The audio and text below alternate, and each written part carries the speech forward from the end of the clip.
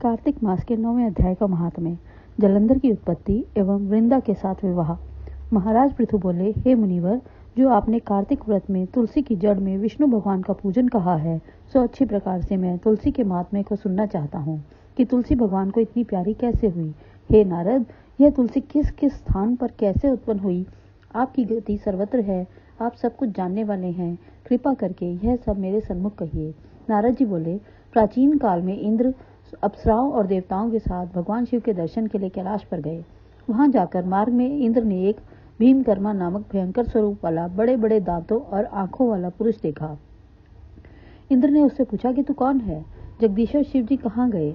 ऐसे इंद्र के बार बार पूछने पर भी जब उसने उत्तर न दिया, तब इंद्र अत्यंत क्रोधित होकर बोले कि तुमने मेरी बात का कुछ उत्तर नहीं दिया है, इससे मैं तुम्हें यह वज्र से मारता हूँ। हे दुर्मते, अब तेरा रक्षक कौन है? इस प्रकार कहकर इंद्र ने बड़े बल से वज्र मारा, जिसके प्रहार से उसके कंठ में नीलता आ गई और वह वज्र भस्म हो गया। तब रुद्र भगवान वहां प्रकट हो गए और अपने तेज से उसे जला दिया। यह देखकर बृहस्पति जी ने शीघ्र ही हाथ जोड़ते हुए दंड के समान पृथ्वी पर गिरकर उनकी स्तुति करते हुए बोले, हे देवाधिदेव, हे त्र्यंबकम, हे कपर्दिन, हे त्रिपुरारी, हे सर्वाय, हे अंधकार सुरनाशक, आपको नमस्कार है। हे विरूपाय, हे अतिरूपाय, हे बहुरूपाय, हे शंभो, हे दक्ष, यज्ञ के विध्वंस करता, हे यज्ञ फलदाता, हे काल के भी काल, हे काल स्वरूप, हे कालिक सर्पों को धारण करने वाले, हे ब्रह्मा का शिर छेदन करने वाले, हे ब्राह्मणों के हितकारी, आपको नमस्कार है।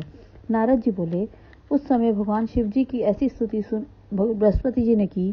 तब शिव जी ने त्रैलोकी को जलाने वाली नेत्राग्नि को रोक कर बोले, हे ब्राह्मण, मैं आपकी स्तुति से प्रसन्न हूँ, तुम इच्छानुसार वर मांगो। हे बृहस्पति, इंद्र को जीवन दान दिया है, इससे तुम्हारा नाम जीव होगा। बृहस्पति जी बोले, हे देवेश, जो आप प्रसन्न हो तो शरणागत इंद्र की रक्षा करो और अपने नेत्र की अग्नि को शांत करो। रुद्र बोले, यह अग्नि मस्तक के नेत्र में कैसे घुस सकती है? मैं इसको दूर फेंकता हूँ, इससे इंद्र को कोई कष्ट नहीं देगी। नारद जी बोले, शिव जी ने ऐसा कहकर उस अग्नि को हाथ में लेकर समुद्र में फेंक दी। तब वह अग्नि गंगा सागर के संगम पर जा गिरी। वह अग्नि वहां बाल रूप धरकर रोने लगी। उसके रुदन से पृथ्वी कांपने लगी। उसके कांपने के शब्द से स्वर्गलोक से सत्यलोक तक सब बहरे हो गए। पश्चात ब्रह्मा जी ने उसका रुदन सुनकर वहां जाकर देखा कि समुद्र की गोद में अग्नि बाल रूप में बैठी है। तब ब्रह्मा जी ने पूछा, यह अद्भुत सुंदर बालक कौन है? ब्रह्मा जी को आया देख उनके वचन सुन समुद्र ने हाथ जोड़कर प्रणाम कर कहा कि यह बालक ब्रह्मा जी की गोदी में दे दिया और कहा, हे ब्राह्मण, गंगा सागर के संगम में यह मेरा पुत्र उत्पन्न हुआ है। हे जगतगुरु, आप इसके जात कर्म आदि संस्कार करिए।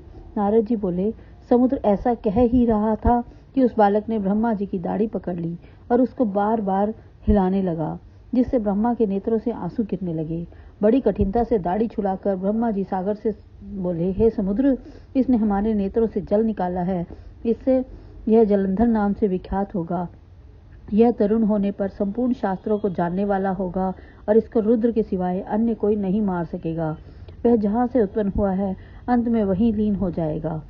नारद जी बोले, ऐसा कहकर ब्रह्मा जी ने शुक्राचार्य को बुलवाया और जलंधर को राजगद्दी पर बैठाकर तथा समुद्र की आज्ञा लेकर ब्रह्मा जी अंतर्ध्यान हो गए।